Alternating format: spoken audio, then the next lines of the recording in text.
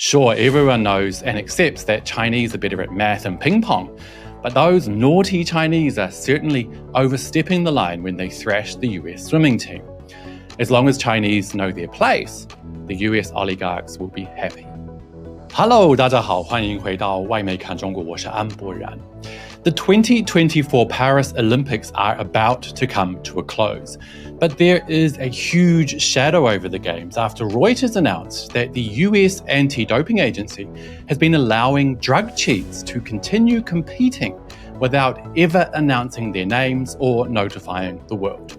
This comes after Chinese athletes endured a tough regime of drugs testing, with nearly 4 times more tests than their US counterparts. Today we'll take a deeper look at what is going on and why many in the world are starting to see through America's tactic of accusing others of exactly what it is doing itself. This is Reports on China. I'm Andy Boreham in Shanghai. Let's get reporting. First up today, I want to share a short clip from the first episode of my upcoming 3-part series on China-Brazil relations, which will go live next Thursday. Let's take a quick look.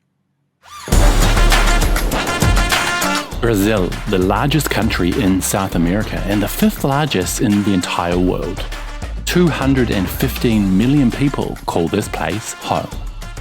I flew a mammoth 30 hours from my home, Shanghai, to dive into Brazil's vibrant culture and explore the milestone of 50 years of official China-Brazil relations.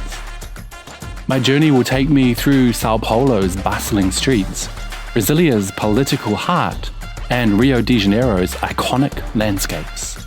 I'm Andy Boreham, a journalist from New Zealand who's called China home for the past decade. Come with me as I find out how China and Brazil are bridging distances and building a new world. The first chapter of East Meets South Sao Paulo will go live next Thursday, the 15th of August, the same day official relations between China and Brazil began 50 years ago in 1974. Right now, back to the Olympics.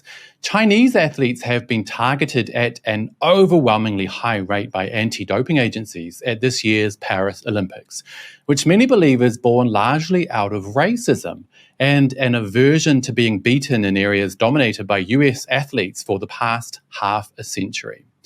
According to World Aquatics, the international governing body for swimming, China's 31 swimmers in Paris were tested by anti-doping authorities an average of 21 times. The US team, only 6. CNN reported, China's internet exploded with joy and pride Monday after the country's swimmers ended the United States' decades-long reign in the men's 4x100 meters medley at the Olympics. That record had been held by the US, in effect, since 1960. CNN continues, Team USA finished 0.55 seconds behind the Chinese team, failing to take gold in the event for the first time since the US boycotted the 1980 Moscow Olympics and ended its unbeaten streak stretching back to the men's medley debut at the 1960 Games. And then, of course, the CNN story delves into conjecture and scandal, attempting to turn China's wins into more anti-China scaremongering. The article continues. But outside China, their success has been met with questions. Okay, those accusations began as soon as 19-year-old Chinese swimmer Pan Zhangle broke the world record for the 100-meter freestyle. The Guardian ran with this headline after an Australian coach had a racist meltdown.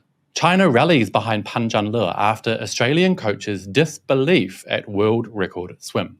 The article goes on. Former Olympic swimmer and coach Brett Hawke, who is not part of Australia's Paris team, posted on his Instagram that it's not humanly possible to beat that field and that the swim was not real life, not in that pool against that field. I'm upset right now because you don't win 100 freestyle by a body length on that field.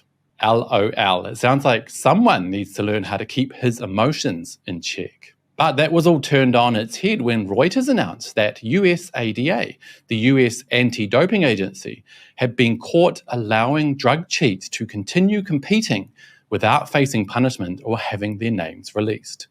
This was all exposed by the World Anti-Doping Agency, WADA, who were shocked that the US agency was blatantly accusing other nations of playing unfairly. But before you pat Reuters on the back for doing some real journalism for once, wait until you see their headline. First, here's what I think would be a fair headline based on the gravity of the situation. US Anti-Doping Agency refuses to name drug cheats it allowed to continue competing. Now, are you ready for the real Reuters headline? Well, here goes. Athletes undercover. Global and US anti-doping agencies clash over tactics. Wow, what a weak, misleading, and unprofessional headline. You'd never know just by reading that headline that the US agency had allowed known drug cheats to continue in their careers without informing anyone. CGTN's Liu Xin did a great expose on that situation where she demanded Travis Tygart, the head of US ADA, who's been trying his best to accuse Chinese athletes of being drug cheats, to explain himself. Let's check out a bit of that now. And my observation is, the head of USADA, Mr. Tygart, has shamelessly lied to the world. It involves US athletes caught doping by USADA but still allowed to compete in exchange for ratting on others. It's like the FBI cutting a deal with the mafia. The athletes were caught doping between 2011 to 2014, according to WADA. But the world body was only informed of these violations 10 years later in 2021. In at least one case, USADA has done so without ever publishing or sanctioning the violations. The athlete was even allowed to compete until retirement. In fact, WADA says the case was never published, results never disqualified, prize money never returned, and no suspension ever served. Never, ever. Talk about transparency, Mr. USADA. Where was it before 2021?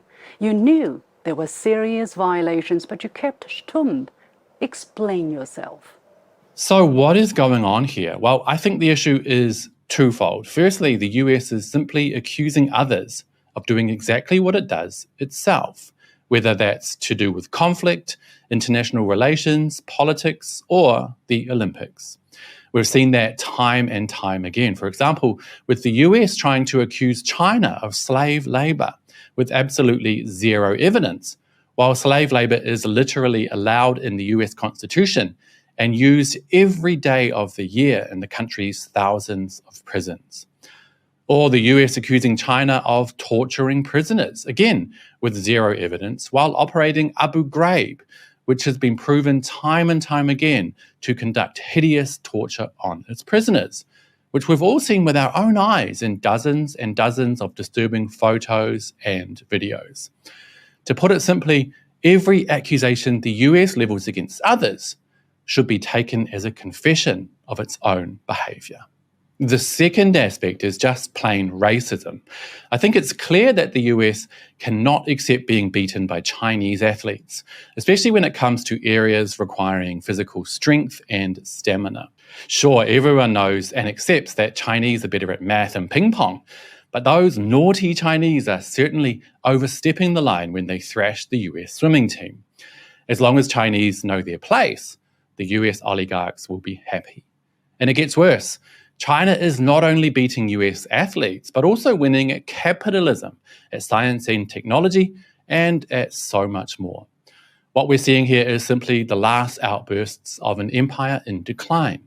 Once the US accepts others as equals and stops with their hideous desire to rule the world, there will be peace. Until then, buckle up. On that note, that will be it for today, you guys. But as always, I would love to hear your thoughts.